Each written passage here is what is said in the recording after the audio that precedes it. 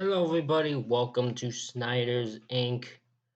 Got more Mr. Ballin for you, and this one is top three places you can't go and people who went anyways.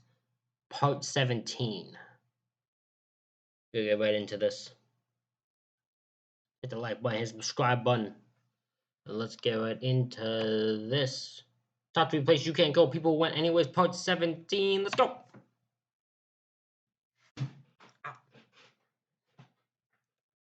Today, we're going to learn about 3 places you shouldn't go and people who went there anyways. But before we get into today's stories, if you're a fan of the strange, dark, and mysterious delivered in story format, then you've come to the right channel because that's all we do, and we upload 3 or 4 times every week. So if that's of interest to you, please tell the like button that you love their new haircut, but secretly have your fingers crossed behind your back. Also, please subscribe to our channel and turn on all notifications so you don't miss any of our weekly uploads. All right, let's get into today's stories.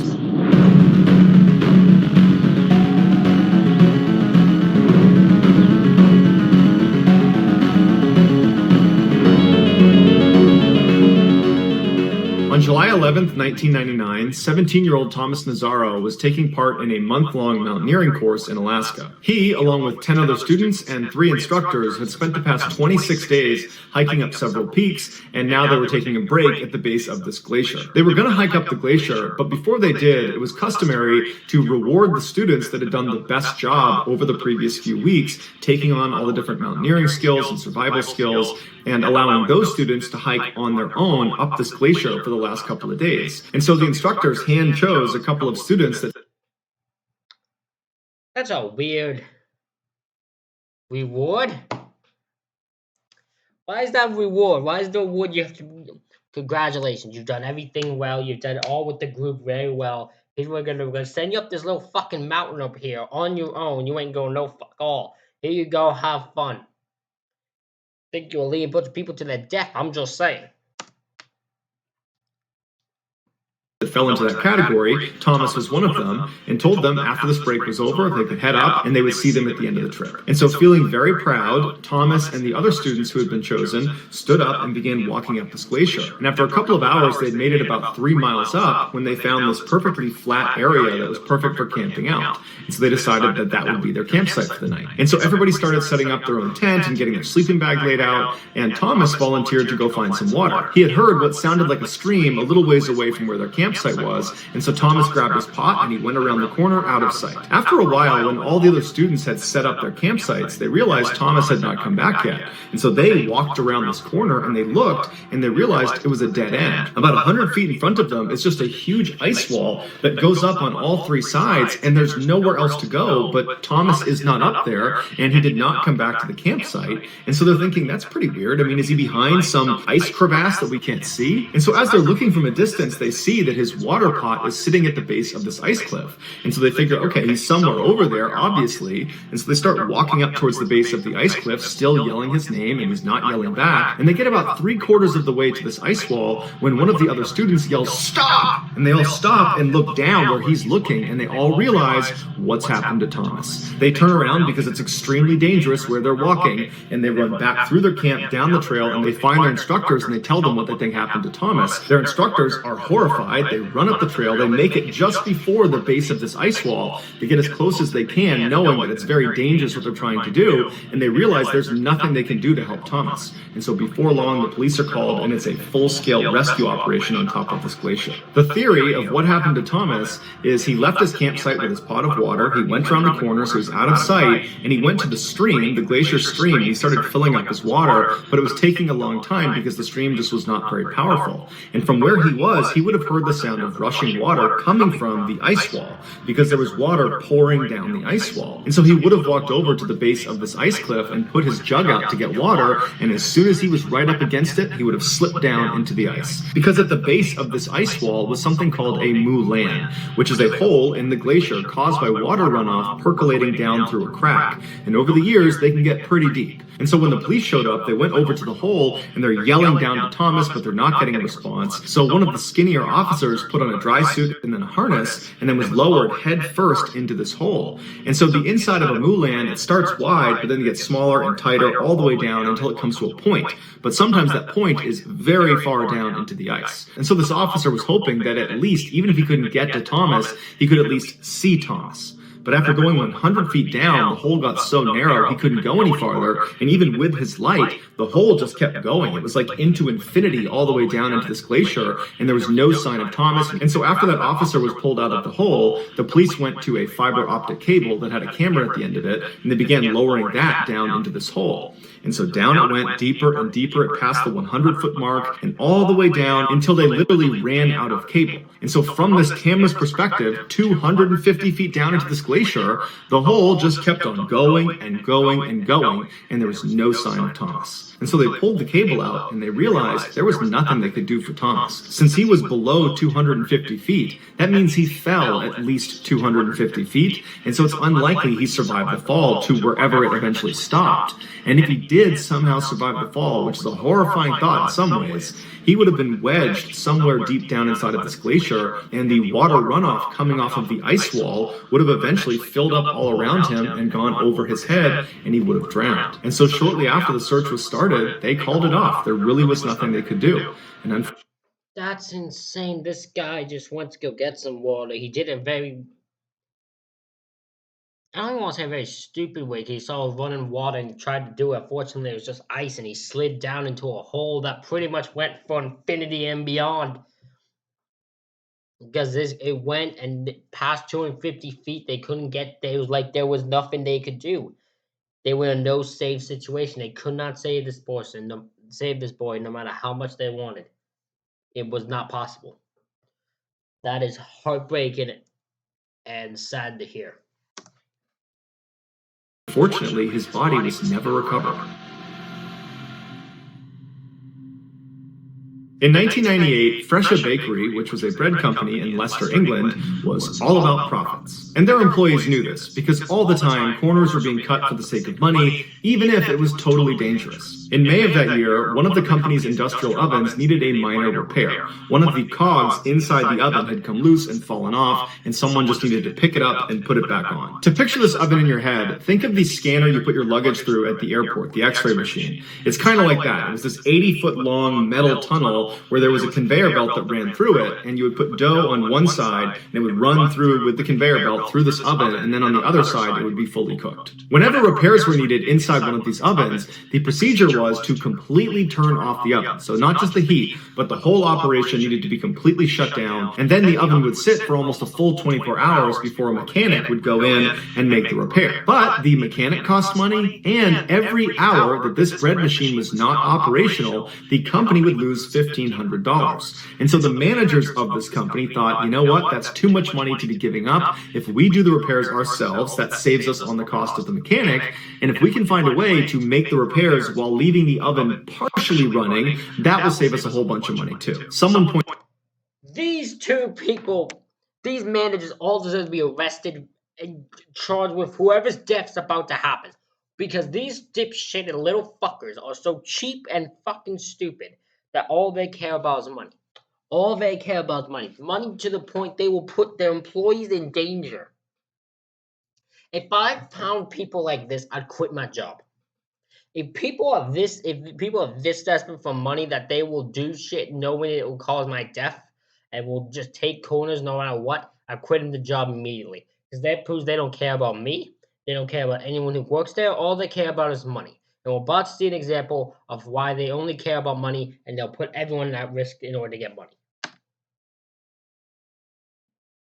pointed out that it was possible to turn the heat all the way down in the oven, but allow the conveyor belt to keep rotating through. They just needed to find a way to get in with this conveyor belt moving around them. And so they came up with a plan. Even though the oven sat flush to the ground, there was a side panel that could open up, and you could crawl underneath the oven, and right above you would be the conveyor belt. And so they thought, well, hey, if we just remove a couple of sections of the conveyor belt, when that gap in the belt cycles around and is right over someone who is standing underneath underneath it, they can stand up into that gap and kind of be hunched over and walk along inside of the oven, staying in that gap until they come across the cog that's going to be right on the ground. They can pick it up, put it right back on, and keep walking on, staying in the gap until they reach the other side, at which point they could crawl out the exit. The managers were confident, and so they began walking around the factory asking for volunteers, and they were offering extra pay. Two men, 44-year-old Ian Erickson and 47-year-old David Mays, volunteered for the job, and their managers told them they would do it the next day because they needed time to turn the heat off on the oven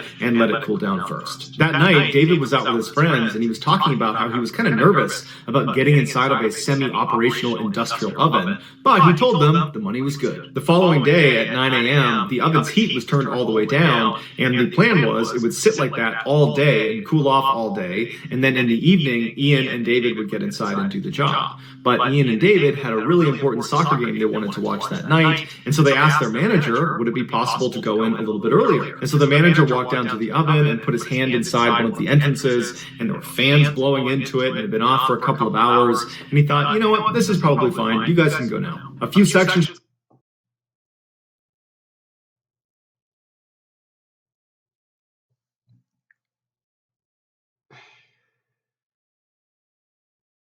Whatever happens to these men, I'm going to be mad at the men for doing this because they know the danger they're in. I'm going to be fucking furious with these managers because this is one of the most reckless and most ridiculous things I have ever heard. They all deserve to suffer immensely for this. What a bunch of morons. Of the conveyor belt were removed, Ian was given a radio, and the two men opened the side to the oven, and they crawled in on the far left side of the oven, and they waited for the gap to come around. When it did, they popped up, and they began their journey into the center of the oven. About 5 minutes later, Ian came over the radio and said, hey, it's really hot in here. And the manager came back and said, don't worry, it's supposed to be a little warm in there, but it's nothing that can hurt you. And then a couple of seconds later, Ian comes back over the radio and says, no, it's really hot in here. It is unbearably hot in here. And so one of the managers ran over and checked the temperature gauge, which unbelievably no one had done to that point.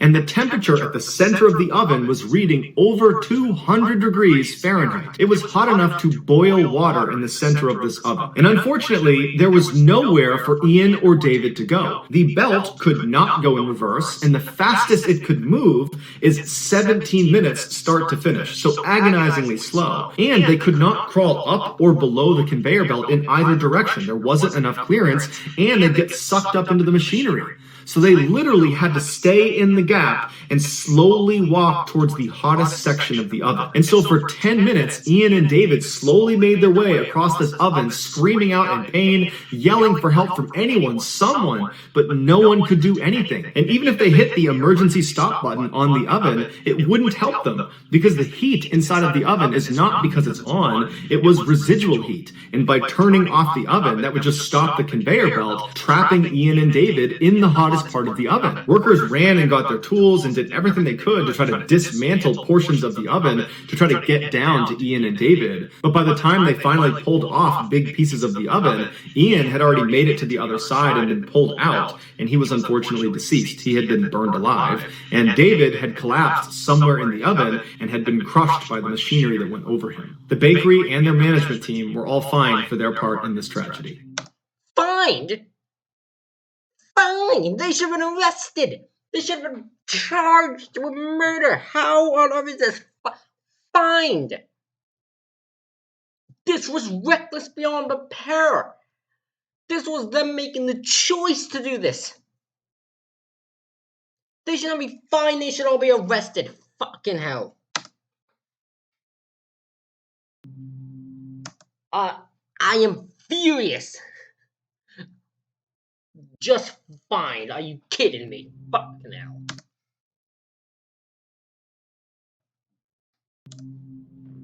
Something most people don't know is you can't just put scuba tanks on and then dive down to any depth and come right back up again. The compressed air inside of those scuba tanks would be a mixture of oxygen as well as most likely helium and nitrogen. And when you're breathing that compressed air, the oxygen would get breathed up and then not linger inside of your body. But the other inert gases, the helium and the nitrogen, they would be breathed up and then absorbed into your bloodstream, and they would stay there until you resurfaced. Now, it's completely harmless as long as you understand how it works getting those gases out of your body. In a nutshell, as you ascend, these inert gases will leave your body on their own, but it's a gradual process. If you rocket to the surface before this takes place, these inert gases will not leave your body, and they'll expand inside of you, and your body will become the equivalent of a shaken up soda can. And so at best, having all these bubbles inside of you is very painful. At worst, it's lethal. The term for this condition is decompression sickness, but it's better known as the bends. The way divers protect themselves from getting the bends is on their ascent, they do what's called a decompression stop. This is something that is planned into the dive, where they stop at a certain depth for a certain amount of time, and that guarantees the inert gases have diffused out of their body before they reach the surface. Now, the deeper you go, the more decompression stops you'll have to do, and the longer they will take. For example, ascending from 2,000 feet would take over 33 hours to do safely. But luckily, none of us are trying to dive down to 2,000 feet. Well, unless you're trying to be an oil and gas saturation diver. Saturation divers, or SAT divers, do construction and demolition at depths of up to 2,000 feet below the surface. But they don't spend 33 hours ascending after every single dive. Instead, after their dives, they're artificially kept at their working depth. The way this works is the SAT diver climbs inside of a pressure chamber on board a ship or on board an oil rig, and this chamber also doubles as their living quarters. There's beds and there's a bathroom, but it's laughably small and uncomfortable. It looks like a small submarine. And once they go inside, they seal the door, and then they pressurize it to match the depth that they're going to be working at the bottom of the ocean. And then also there's another pressure chamber called the dive bell that's connected directly onto the side of the chamber, and that's also pressurized to match the working depth. When it was time for the SAT diver to go to work, they would put their dive gear on inside of the chamber, they would crawl directly into the dive bell, they would shut the door behind them and seal it, and then people outside of the dive bell would physically disconnect it from the chamber, and then using a crane, they would place it in the water and then lower it down to their working depth. And once they get down there, because the pressure inside the bell is equal to the pressure outside the bell, they can just slide open a door on the bottom and the water does not come inside. And so the divers do slip through this hole and they do the work they need to do. And when they're done, they come back inside the dive bell, they shut it up, and then using the radio, they communicate with the people up on the boat or up on the rig, and they raise the bell back up, they reattach them to the chamber, they go inside, they take their stuff off, there's bunk beds and there's a bathroom inside of the chamber, and that's where they hang out until their next dive. This process is repeated for days and days and days, keeping them saturated with these gases. And then at the end of their shift, which is usually about a month long, they will have one long decompression they do inside of the chamber. While this system is highly efficient, it does not change the fact that saturation diving is extremely dangerous and terrifying. The sun doesn't reach below 700 feet, so most of the time these divers are in complete and total darkness. And it's unbelievably cold down there. And so their suits have hot water pumped into them through a tether that's connected to the dive bell. But if that were to fail, hypothermia would kick in almost immediately. They have flashlights, but the water is so full of sediment around the areas that they work that shining the light is basically like shining it into fog. You can't really see very far besides right in front of your face. SAT divers also report that sometimes the water around them will suddenly move violently, and they'll look around, but their crummy light and lack of visibility means they can't see what it was, but they know it's a large animal that's checking them out. Other times, these fairly large fish will swim right up to them and come right under their light. It's almost like they're being affectionate with the diver. But they're not being affectionate. They're trying to hide behind the SAT diver from some large predator that's out there watching them. Experienced SAT divers have learned to just accept their harsh environment down there and don't easily get scared. But there is one thing that all SAT divers are afraid of, and that is a lost bell. When SAT divers are down at their working depth, the dive bell that's brought them down there is usually situated right next to them, just kind of floating in the water. And this dive bell is connected to the ship or the oil rig above by a cable. And if that cable were to snap, the dive bell would fall to the bottom and it would take with it the divers because they're always tethered to the dive bell. If the divers survived the crash to the ocean floor, they would then just be trapped and have to hope that someone comes down to get them at some point before they run out of air or they succumb to hypothermia. While a lost bell scenario is incredibly rare, it has happened before. On August 7th, 1979, Richard Walker was inside of a pressure chamber on board a ship in the North Sea. He was a saturation diver who for the past 10 days had been in saturation and honestly was just over it. He wanted to go home to his wife and his 15-month-old daughter. That evening, before his scheduled dive, he wrote in his journal, "Dear God, I just want to get out." Soon after writing this entry, he and his partner, Victor Giel, put on their dive gear and hopped into the dive bell. The bell was detached from the chamber and then brought over to the side of the ship, and right before they lowered it into the water, somebody noticed the location transponder that basically beamed up where it was down below had become loose, and so the decision was made to just remove it. And so after they pulled it off, they lowered the dive bell onto the water and then slowly lowered it down to their working depth, which was 485 feet. Once they got down there, they opened up the hole at the bottom of the bell, and then they began taking turns exiting the bell to go work on this underwater structure. A few hours later, at 2:45 in the morning, Richard was the one outside of the dive bell, and he heard something behind him, and he turned around, and he saw the dive bell had slightly tilted on its side. Right as he noticed this, the radio in his helmet kicked on and told him he needed to go back inside the dive bell immediately, and they were going to try to pull them back up. And so Richard went inside the bell, he closed the hole behind him, and then he and Victor listened to the radio as they told them that the main cable holding the dive bell had slipped out. Now, this main cable was not the only thing connecting the dive bell up to the ship. There was also another clump of wires and tubes that was called the umbilical that ran all their power and hot water and their comms down to the dive bell. But this umbilical was not meant to be load-bearing. But as it stood with this main cable gone, the umbilical was holding the dive bell from slipping to the bottom of the ocean. And so the crew up on the ship decided their only choice was to use the umbilical to reel this dive bell back in.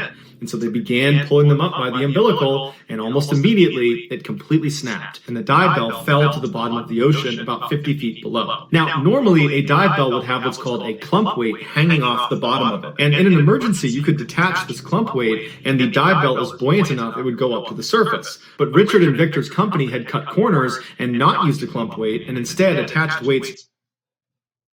Of course they haven't. Of course that. Why is our so stupid? It's like, oh, well, we gotta cut corners, make money.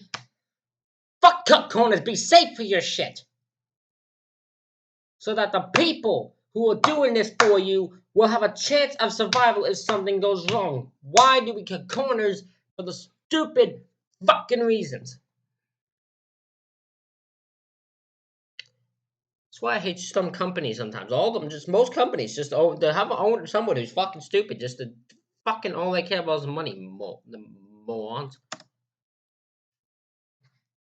Directly to the dive bell, which meant when they hit the ocean floor, the actual dive bell was sitting on the ocean floor, where that hole they would normally escape from was pressed into the seabed, so they could not get out of their dive bell. Whereas if there had been a clump weight, the clump weight would have hit the ground and the dive bell would have hovered slightly over it. And so worst case scenario, they could have gotten out and done a wet transfer into another dive bell. So with the umbilical cut, they had no radio communication, they had no heat, they had no light, and they had very little remaining oxygen. And so all they could do was just sit in darkness and hope somebody rescues them. Less than 30 minutes later, another dive ship arrived and offered to help. Now, they were not expecting to dive that night, so it took about 3 hours before they actually had their rescue divers in the water. And unfortunately, because the location transponder had been removed from the dive bell before Richard and Victor went under, it made it almost impossible for these rescue divers to find it. But after an hour of looking around, they finally found it. It was 7 a.m., and they went right down to the porthole, and they shined a light inside of the dive bell, and inside, Richard and Victor are giving a thumbs up, like, hey, we're okay, we're just ready to get rescued. The fact that Richard and Victor were okay was communicated back up to the surface, and everybody on top was so excited, so relieved, and in fact, they called Richard's wife, and they told her that, hey, there's been an accident, but your husband's just fine, he'll be...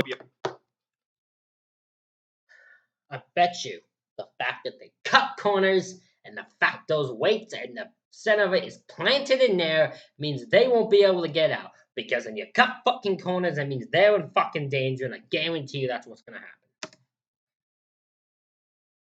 Out very soon. But despite these rescue divers locating the dive bell, because the ship up above that they were attached to kept moving around, it was proving to be extremely difficult for them to stay over the dive bell. And so for the next 2 hours, these rescue divers desperately tried to thread a new wire through the top of the dive bell, but it was going so poorly, and they kept going around and shining their light into the porthole to check on Richard and Victor. And it was very clear that their situation was getting worse and worse by the second. They were not giving thumbs up and smiling. They looked panicked and desperate, and they'd been without heat now for hours, and it was obvious they were running out of oxygen. Finally, at 9 a.m., so 6 hours after Richard and Victor had first hit the seafloor, the rescue divers managed to get a new cable through the top of the dive bell. And before they signaled to have it brought back up again, they shined a light through the porthole to check on them one more time, and they saw that Richard and Victor were just sitting there with their head in their hands. They were clearly still alive and lucid, but it was like they understood they have very little time left, and if this doesn't work, they're doomed. At this point, the rescue divers called up and said it was ready. They got pulled up to the surface, and then the ship began pulling up the dive bell, and almost immediately the cable snapped. And everybody up on the surface knew that at this point, it was almost impossible for them to survive. But nonetheless, rescue divers went down, and it took a while to find the dive bell because it had moved. But when they did, they shined a light through the porthole, and Richard and Victor were still very much alive, but they were not looking to interact with the divers at the window anymore. They were just sitting there looking down. They were despondent. It was like they were making peace with what they understood was going to happen. They were not going to get out of there. And over the course of the next several hours, as these rescue divers tried desperately to get a new cable to the top of the dive bell, they kept checking on Richard and Victor, and each time they checked, they would slouch lower and lower in their seats until both of them were laying on their side. And then finally, the rescue divers got a cable through the top, and then afterwards, they went back up to the ship, and then the ship was able this time to pull the dive bell up and back on board. But when they opened the door, both Richard and Victor had passed away. So that's going to do it, guys. If you found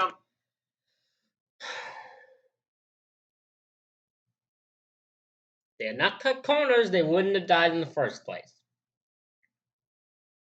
But it was an accident by this company. I bet you they were just fined for it, because all people do when something bad happens is get fined, apparently.